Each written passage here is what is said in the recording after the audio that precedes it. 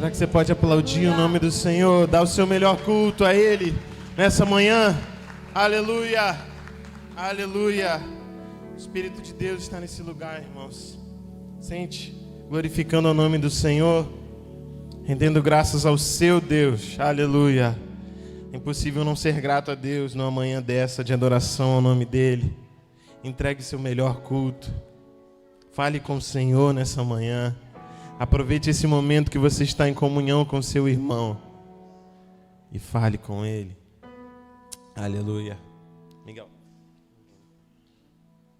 Aleluia. Glorifique a Deus, irmãos. Estou muito feliz nessa manhã. Também. Muito feliz, muito grato a Deus por tudo que Deus tem feito nas nossas vidas, por tudo que Deus tem realizado,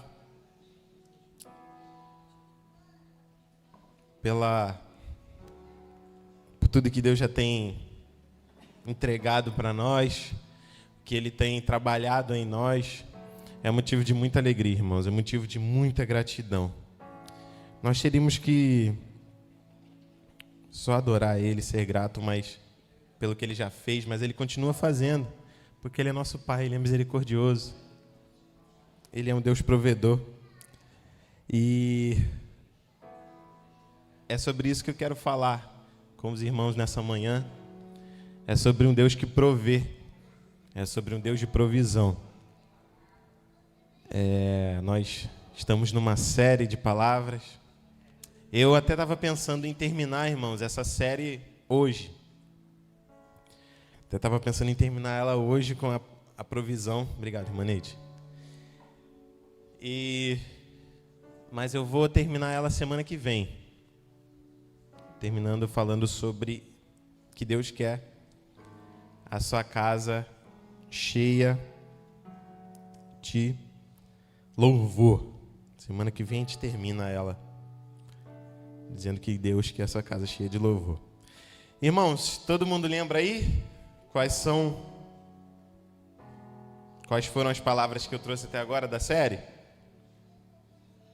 Vamos lá, primeiro. Oi? Oração. Segunda. Deus, Ele quer sua casa cheia de oração. A segunda. Vai lá, Camila e Iris, lembra? Camila e Iris lembram, não?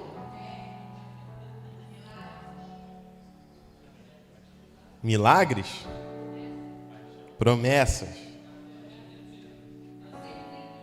Promessas, é quase milagre. Vamos lá, a terceira. Paixão. Paixão por almas, paixão por vidas. A quarta,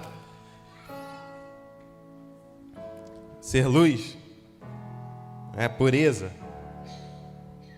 A quinta, ninguém lembra? Até eu esqueci agora. Irmãos, eu quero trazer hoje sobre a provisão de Deus. E na semana que vem finalizar com Deus, Ele quer a sua casa cheia de louvor. Então, Deus, Ele quer a sua casa cheia de provisão. O que é provisão? A provisão é o ato de prover. Não é isso, professora de português? É o ato de prover. Deus, Ele quer a sua casa cheia de provisão. Ele é um Deus que provê. Quando você não tem, Ele provê. Quando está em falta, Ele provê. Se você conhece alguém que está passando alguma necessidade e você leva algo para essa pessoa, você está provendo na vida dessa pessoa. Se essa pessoa precisa de uma cesta básica, você proveu um alimento para essa pessoa. Isso é provisão. Vamos abrir as nossas Bíblias em Filipenses capítulo 4. Raine, põe o versículo 16 para ver se é daí. O ponto central é o versículo 19, mas eu quero ler um pouquinho antes, para a gente entender algumas coisas sobre provisão, entender algumas coisas que Deus quer falar conosco. Quantos querem receber uma palavra do Senhor nessa manhã? Amém? Eu também quero.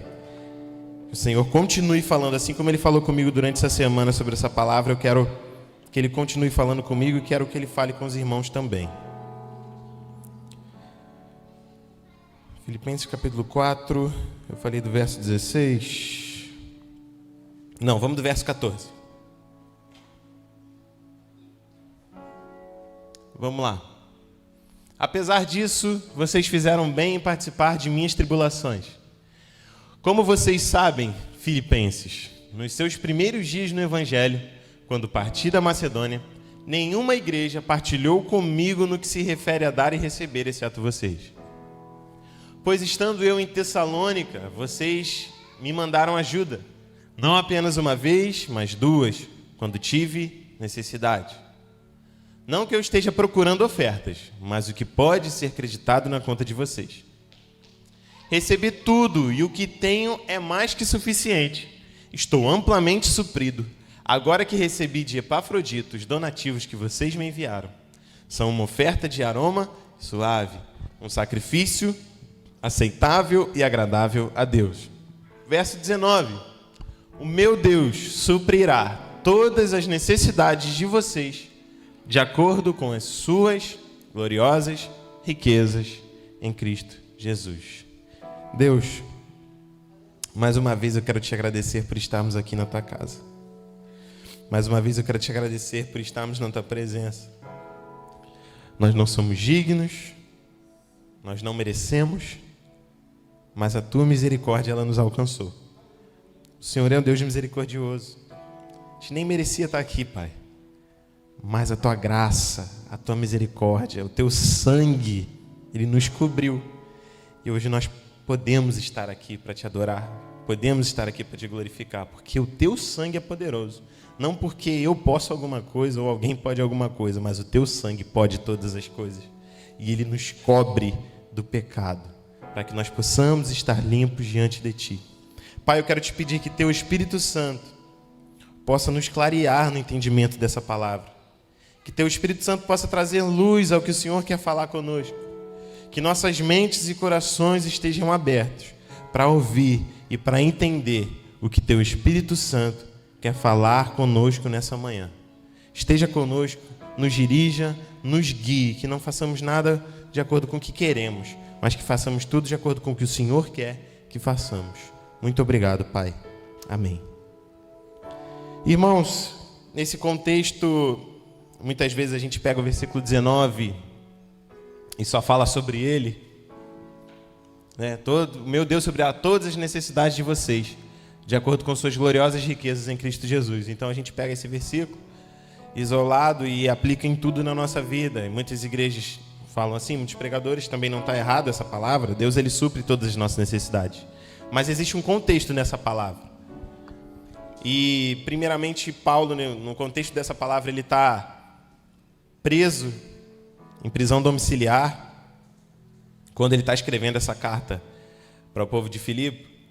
E ele não está em condições muito legais, assim. Está preso, passou 2 aninhos lá.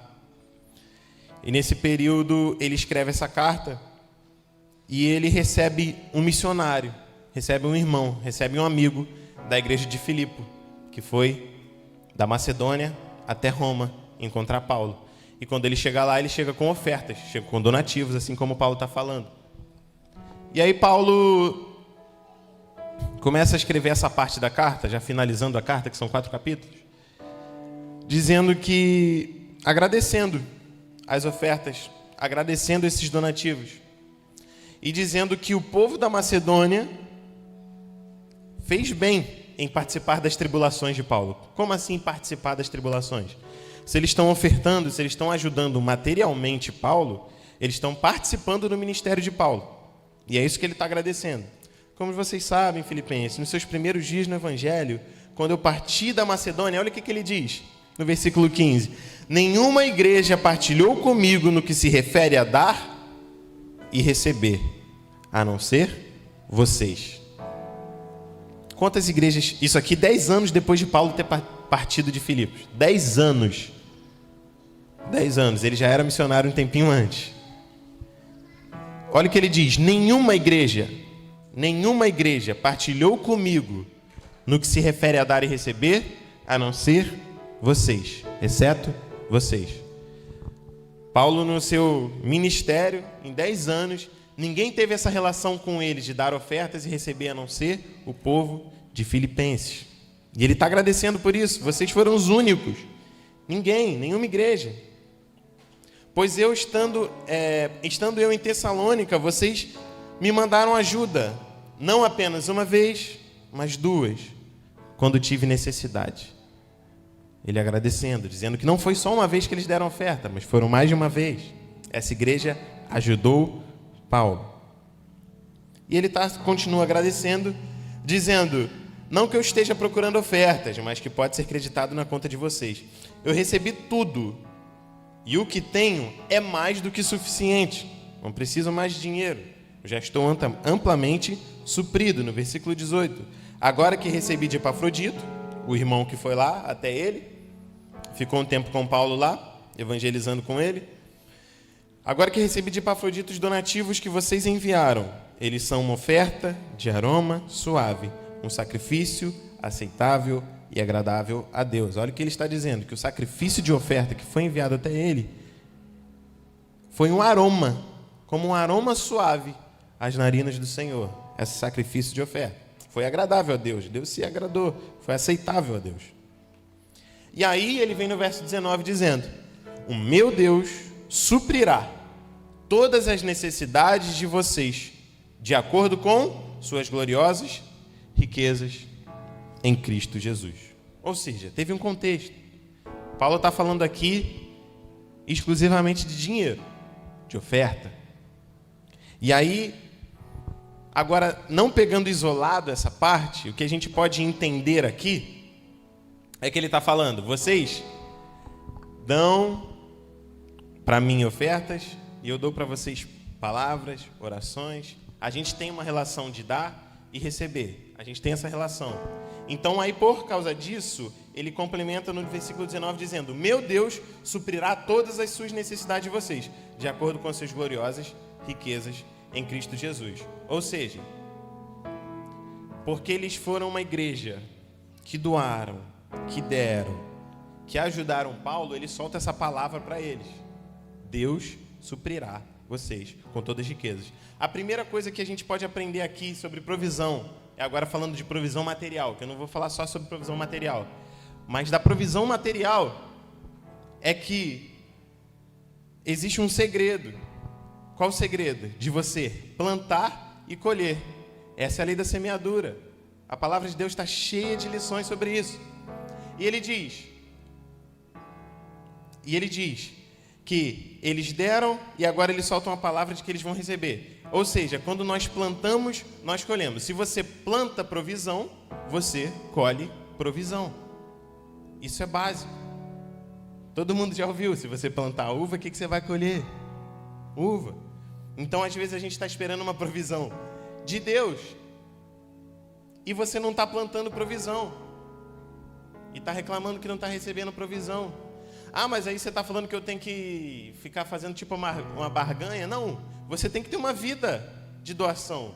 Você tem que ter uma vida de prover na vida das pessoas. Você tem que prover na vida das pessoas. As pessoas estão esperando que você vá lá e dê ao que ele precisa, ao necessitado que ele precisa. Então Deus, ele sempre nos provê. Ele é um Deus de provisão. Por quê? Porque ele é nosso Pai. Então, quando a gente entende que Deus é nosso Pai, ele nos provê. Mateus capítulo 6, do versículo 25 ao 34, tem aquela lição que Jesus está dando para os discípulos e para a multidão, para a gente não se preocupar. Não se preocupe com o que vestir, não se preocupe com o que comer, não é isso? Não se preocupe com o que beber. Essas três coisas básicas Jesus fala. Não se preocupem com o que comer, não se preocupem com o que beber. Não se preocupem com o que se vestir. Por quê?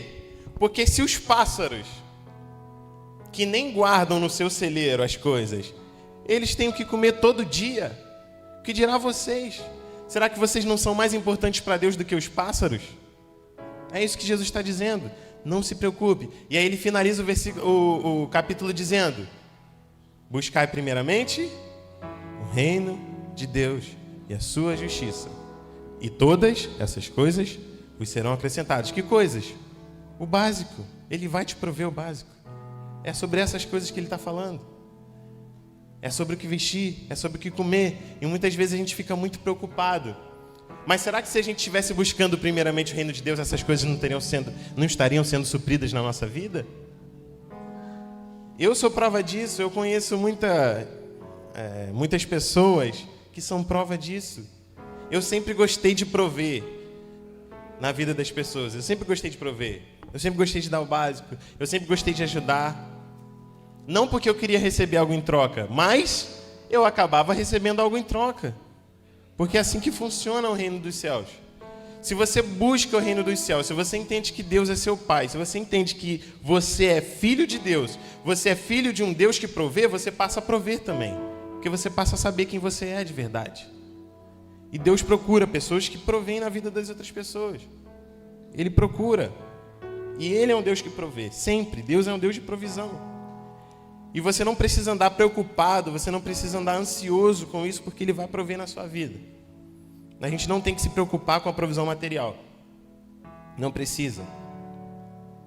Eu já passei muitos momentos na minha vida desempregado, vários períodos. Ficava no emprego um período, passava um período desempregado. Mas o Senhor nunca deixou de prover na minha vida e nunca deixou de prover na minha casa. A minha casa é um exemplo de provisão do Senhor. Por quê? Porque a minha casa, a minha família é uma família que sempre proveu na vida do necessitado. Agora, trazendo aqui para o âmbito da igreja, Deus, Ele quer que a sua casa seja uma casa de provisão. Porque Ele é um Deus que provê. Como nós, como igreja, vivemos num local, adorando ao Senhor, dizendo que somos filhos dEle, reconhecendo que somos filhos dEle, mas a gente não tem a preocupação de prover na vida do necessitado. Tem alguma coisa errada. Tem alguma coisa errada. Qual é alguém pode me ajudar? A religião que Deus aceita é cuidar dos órfãos e das viúvas, dos necessitados. É Tiago 4, se não me engano. É o Tiago 1, 4. Mas Tiago está dizendo que a religião que Deus aceita é aquela que cuida, é aquela que provê. Qual religião que nós estamos vivendo? Será que nós estamos vivendo a religião que cuida? Será que nós estamos vivendo a religião que provê? Será? Então a igreja, ela precisa prover na vida do necessitado. A igreja precisa se preocupar com isso. A igreja precisa, se a gente está numa igreja, numa localidade, num bairro, será que a gente está se preocupando que a gente está provendo na vida do necessitado? Isso aí eu vou deixar só com o pastor para ver.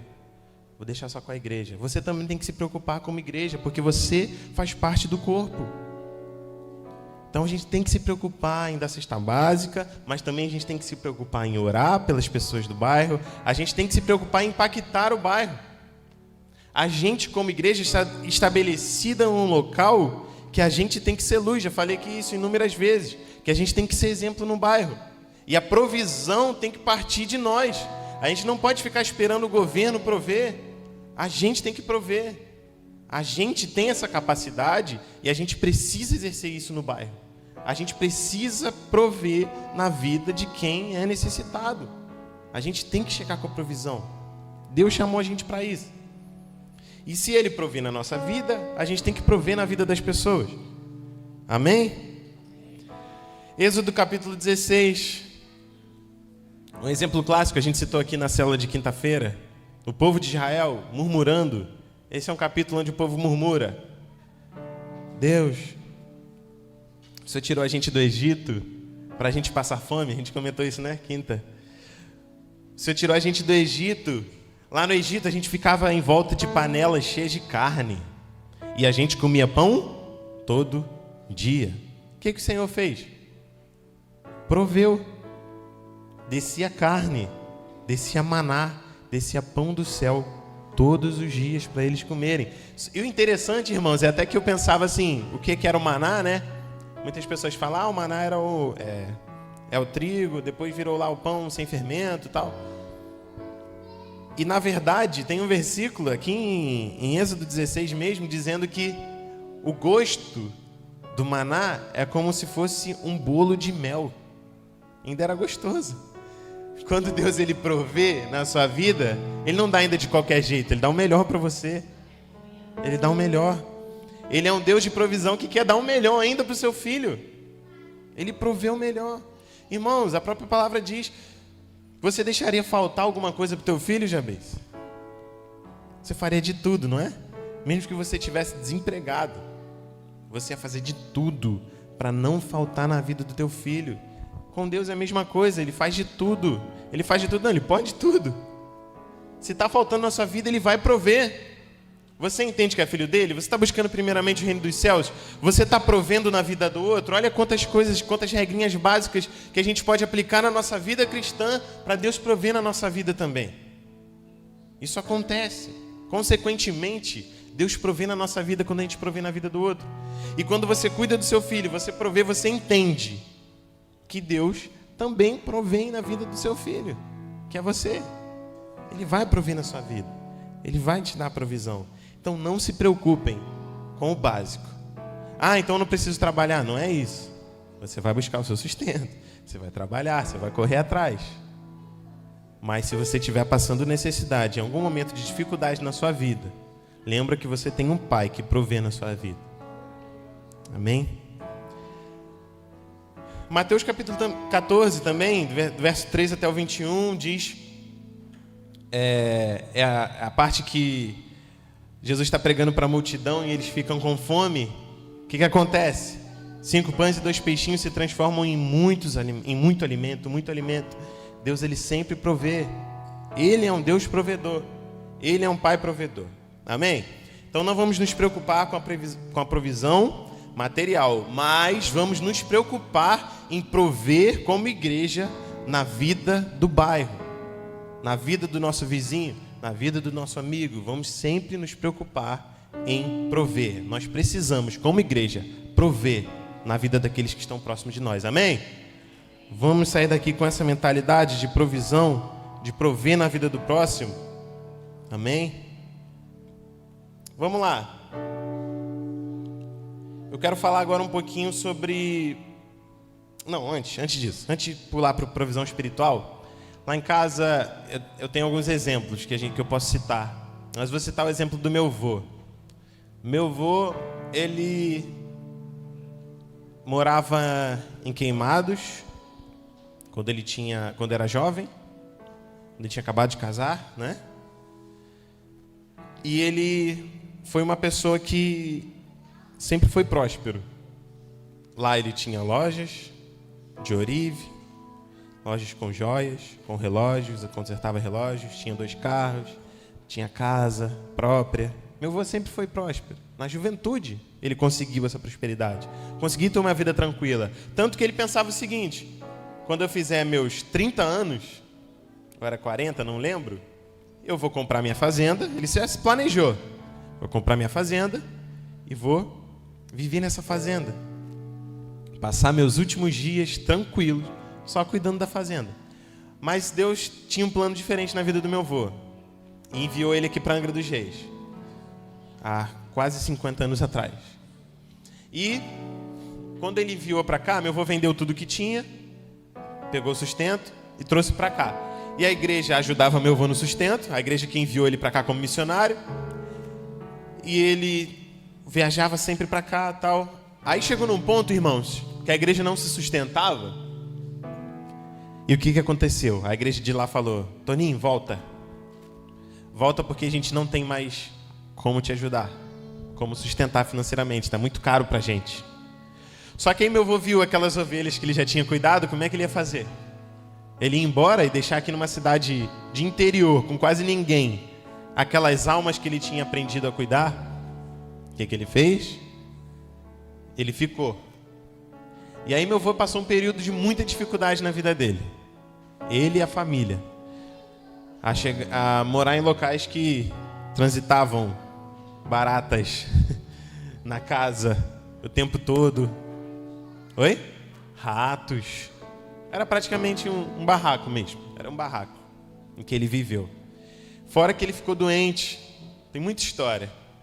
Mas ele passou momentos de necessidade. Só que ele proveu na vida das pessoas. Ele proveu espiritualmente. Ele proveu na vida daquelas pessoas que estavam precisando de Deus. Ele foi uma provisão de Deus na vida daquelas pessoas. Por mais que ele chegasse assim no fundo do poço, materialmente falando, Deus viu o que ele estava fazendo. E o que aconteceu? Deus proveu de volta na vida do meu avô. E meu avô conseguiu tudo que ele tinha perdido lá, ele conquistou de novo aqui. Trabalhando, tinha loja de novo. E Deus proveu. E Deus nunca deixou faltar na vida do meu avô. Até quando ele estava lá naquele barraco, nunca faltou a comida, nunca faltou o alimento na vida do meu avô. Nunca faltou o que vestir, porque Deus supria. O que ele estava buscando primeiro?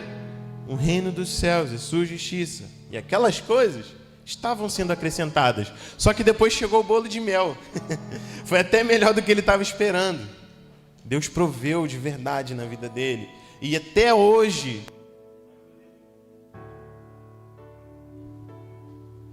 Aleluia. Sem bateria.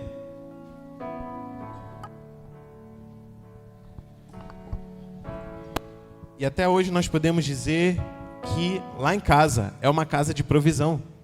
Até hoje, até hoje. Eu recebo a provisão do Senhor até hoje, naquele lar, naquela casa. Deus provê na vida de quem provê. Amém? A gente possa sair com essa mentalidade. Vamos agora pular para a provisão espiritual? João capítulo 6, versículo 35 diz: eu sou o pão da vida, aquele que vem a mim não terá fome, quem crê em mim nunca terá sede. Olha que coisa linda. Ele diz: eu sou o pão da vida, aquele que vem a mim nunca terá fome. De que fome é essa que ele está falando? Será que é material? Não, porque a gente tem fome todo dia. A gente quer comer todo dia. Jesus está falando de uma fome, de uma sede e de uma fome espiritual. Quando ele diz: quem comer desse pão, eu sou o pão da vida, aquele que vem a mim, quem comer desse pão nunca mais terá fome. É no espírito, é espiritualmente. Oh, meu microfone é mais potente? Ele provê também espiritualmente. Isso é lindo. Isso é lindo. Eu quero falar um pouquinho sobre isso em alguns pontos que ele provê. Tinha muita coisa para eu falar da provisão material, mas eu vou ir para essa parte aqui porque tem bastante coisa que eu quero falar ainda. Primeira coisa da provisão espiritual: ele nos dá uma satisfação espiritual. Quando você vai no restaurante, você come muito e você fica satisfeito. Satisfeito. Só que passa 5 horas, até menos, né? Menos, né? Quanto tempo? 3 horas? Tem gente até que é menos, né? Você fica com fome de novo. E você tem que comer para ficar satisfeito de novo. Mas a satisfação espiritual que o Senhor nos dá, ela é eterna. Porque Ele diz: quem comer desse pão nunca mais terá fome. Eu sou o pão da vida.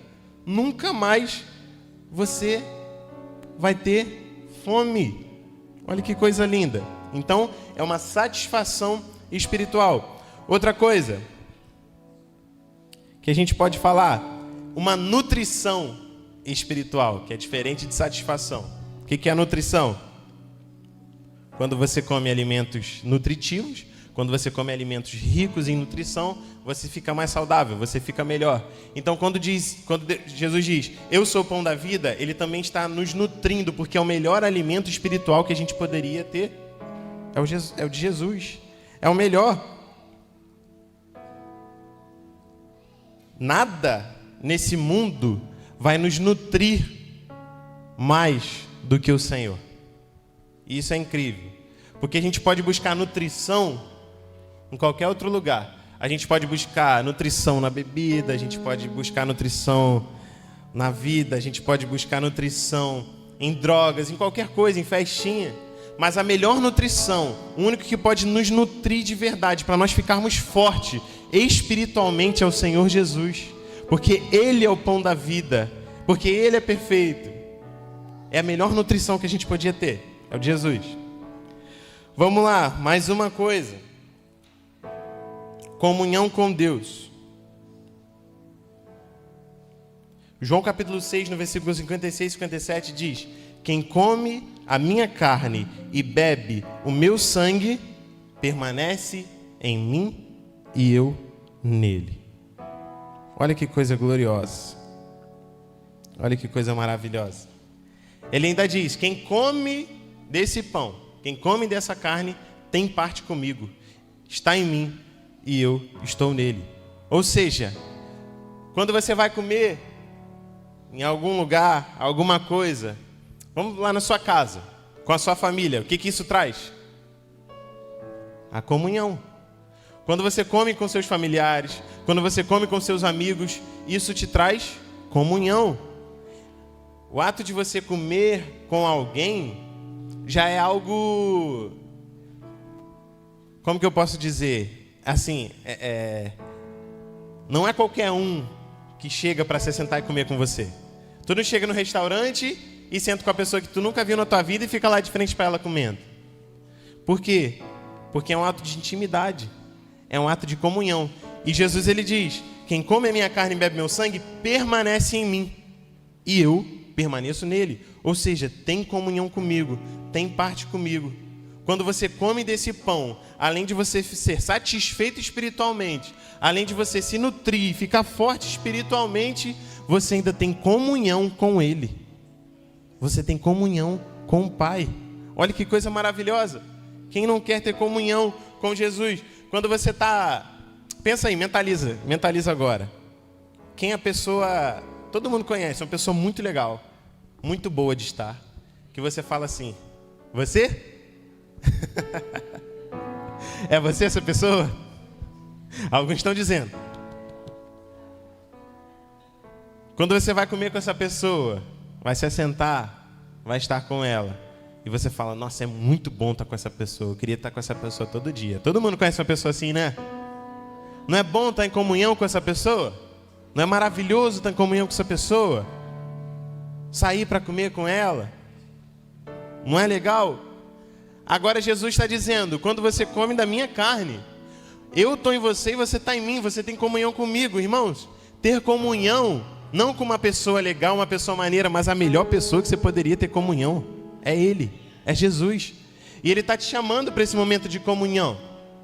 Quando Ele provê espiritualmente na sua vida, quando Ele te dá uma provisão espiritual, que é o alimento, que é Ele próprio, você tem comunhão com a melhor pessoa que você poderia ter na sua vida, Jesus Cristo. Ele é o melhor. A melhor comunhão que você poderia ter na sua vida é Ele. O mais legal, o que tem a melhor intenção, o que vai te direcionar para o melhor caminho. Todo mundo tem aquele cara que te dá os melhores conselhos. Ele vai dar melhor ainda do que esse cara, porque Ele é o melhor conselheiro. Ele é o Rei dos Reis, é o Príncipe da Paz. Ele vai te trazer paz. Quem não quer ter comunhão com uma pessoa dessa, irmãos? Me diz aí. Quem não quer ter comunhão com a melhor pessoa que você poderia ter? Todos querem. Amém? Então Ele é um Deus de comunhão. Ele provê espiritualmente, através de comunhão. 1 Coríntios também, 10, capítulo 16 diz: o cálice da bênção que abençoamos não é a comunhão do sangue de Cristo? O pão que partimos não é porventura a comunhão do corpo de Cristo? Amém? Quando nós partimos o pão, quando nós bebemos o sangue, estamos simbolizando e também estamos ficando em comunhão uns com os outros. Quando a gente tem aquele lanchinho na célula, não é à toa. É porque é um momento de comunhão, é um momento bom. Então Ele provê espiritualmente na nossa vida. E a provisão espiritual traz satisfação, traz nutrição e traz comunhão com o Espírito Santo. Amém? Vamos lá. Também não falei, nessa satisfação ela tem muito a ver também com o contentamento, que Paulo diz em Filipenses capítulo 4, versículo 12. O contentamento: eu sei passar por isso, eu sei passar por aquilo, eu sei passar necessidade, eu sei passar fome, eu sei estar no bem, eu sei estar no mal. É o contentamento. Então quando você come desse pão, você tem essa satisfação completa na sua vida. Completa. Você pode até estar num momento ruim da sua vida na questão material. Pode até estar passando por momentos de prisão, assim como Paulo passou. Mas se você comeu desse pão, você tem a satisfação espiritual. Vamos lá. O último ponto que eu queria falar. Então falamos de provisão. Deus, Ele quer na sua casa provisão material. Amém? Ele quer provisão espiritual.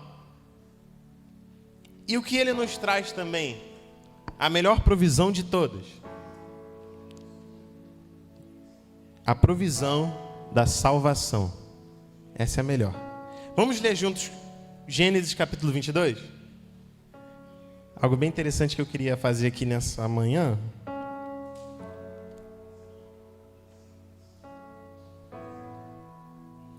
Vamos ler juntos. Vou ler bem rapidinho. Passado algum tempo, Deus pôs Abraão à prova, dizendo-lhe: Abraão, ele respondeu: eis-me aqui.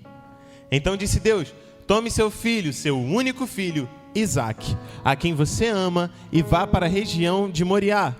Sacrifique-o ali como holocausto, num dos montes que lhe indicarei. Na manhã seguinte, Abraão levantou-se e preparou seu jumento, levou consigo 2 de seus servos, e Isaque, seu filho. Depois de cortar lenha para o holocausto, partiu em direção ao lugar que Deus lhe havia indicado. No terceiro dia de viagem, Abraão olhou e viu o lugar de longe, viu o lugar ao longe. Disse ele a seus servos: fiquem aqui como jumento, enquanto eu e o rapaz vamos até lá. Depois de adorar, voltaremos. Primeira coisa, Deus ele tinha pedido para que Abraão levasse Isaque como sacrifício. Mas o que Abraão já está falando pela fé? Voltaremos. Voltaremos. Vamos lá. Abraão pegou a lenha para o holocausto e colocou nos ombros de seu filho Isaque. E ele mesmo levou as brasas para o fogo e a faca. E caminhando os dois juntos, Isaque disse ao seu pai: olha que forte. Meu pai. Abraão disse: sim, meu filho. Isaque perguntou: as brasas e a lenha estão aqui, mas aonde está o cordeiro para o holocausto? Agora pega esse versículo. Respondeu Abraão: Deus mesmo há de prover, porque ele é o Deus da provisão. Deus mesmo há de prover o cordeiro para o holocausto, meu filho. E os dois continuaram a caminhar juntos. Queria chamar aqui o... Deixa eu ver quem eu vou chamar. Jabez. E o Natan também. Alguém pode pegar a cadeira aqui para mim?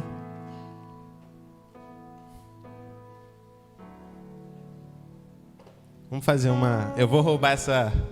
Roubar, né? Pegar emprestado. Essa ilustração do pastor Pedro.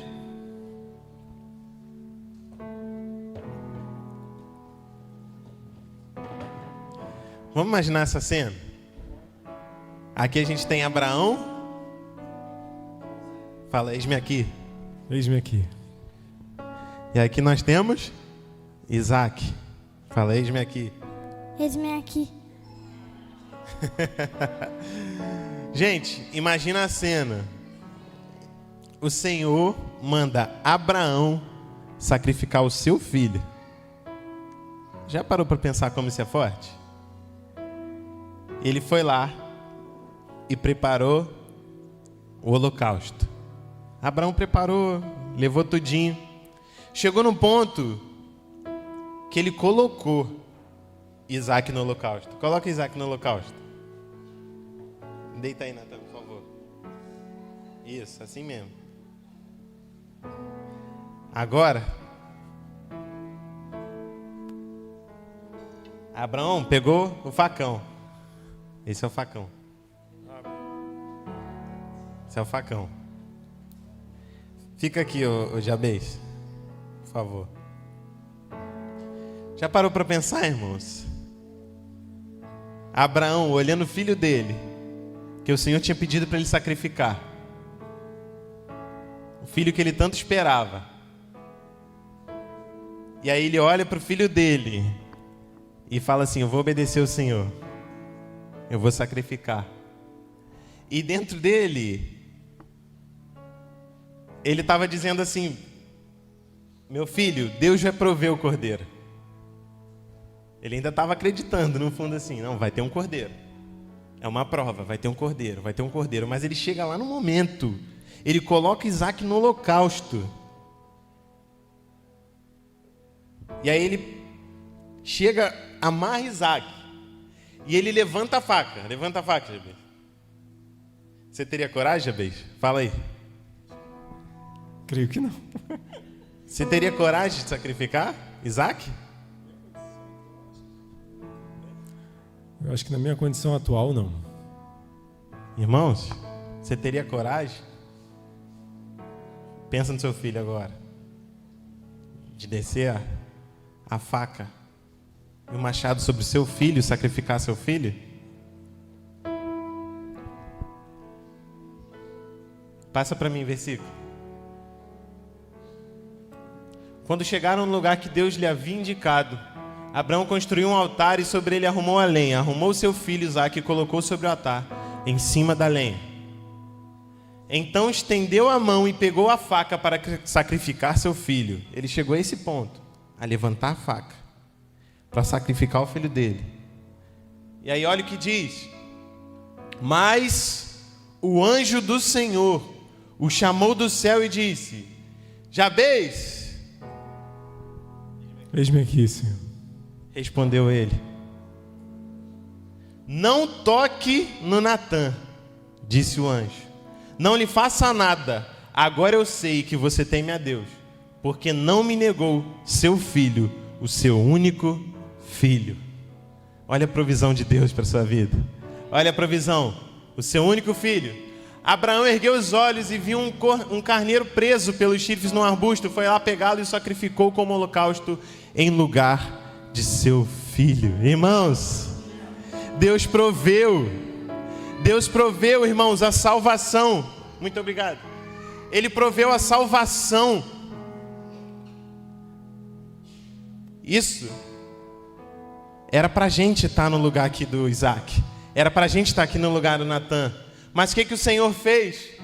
Ele proveu o seu único filho, para que todo aquele que nele crê não pereça, mas tenha a vida eterna, irmãos. Era gente que era para estar nesse lugar de holocausto, era gente que era para sofrer, era gente que era para ser sacrificado, mas o Senhor desceu com toda a sua glória, entregou o seu único filho para prover no seu lugar. João 3,16, porque Deus amou o mundo de tal maneira que deu o seu Filho unigênito, para que todo aquele que nele crê não pereça, mas tenha vida eterna. Ele proveu. Romanos 6,23, porque o salário do pecado é a morte, mas o dom gratuito de Deus é a vida eterna em Jesus Cristo nosso Senhor. João 6,47, em verdade vos digo, quem crê em mim tem a vida eterna. João 11, capítulo 25, versículo 26, diz Jesus: eu sou a ressurreição e a vida, quem crê em mim, ainda que morra, viverá, e todo aquele que vive e crê em mim jamais morrerá. Crês isto? Você crê nisso? Você crê nisso? Que Ele enviou seu Filho? Você crê nessa palavra? Que existe um Salvador? Que Jesus te salvou? Você crê que Ele enviou o seu único Filho por amor a você? Você crê que você não precisa sacrificar mais nada, sacrificar animal, em perdão dos seus pecados, porque Ele enviou o seu único Filho, para que todo aquele que nele cresce não perecesse, mas tivesse a vida eterna. Tem provisão melhor que essa, irmãos? Tem provisão melhor que essa? Por isso que a casa de Deus, por isso que a casa do Senhor, por isso que essa igreja é uma igreja que provê, é uma igreja de provisão. Por isso que Ele quer que a sua casa seja uma casa de provisão, porque Ele é um Deus de provisão, porque Ele proveu para a gente o material, Ele provê todas as nossas necessidades, Ele proveu para a gente o espiritual. A gente tem o que precisa materialmente, porque Ele provê, a gente tem o que precisa espiritualmente, porque Ele provê, e ainda por cima de tabela, a melhor provisão de todas, Ele nos deu a vida eterna. Hoje você tem acesso ao Pai. Hoje você pode dizer que vai... Pode subir, ministra de louvor. Hoje você pode dizer que vai morar no céu, que vai morar com Ele, porque Ele enviou o seu Filho, te proveu a salvação. A melhor provisão de todas que você poderia ter é a salvação de Jesus Cristo. Amém? Quantos creem nessa palavra?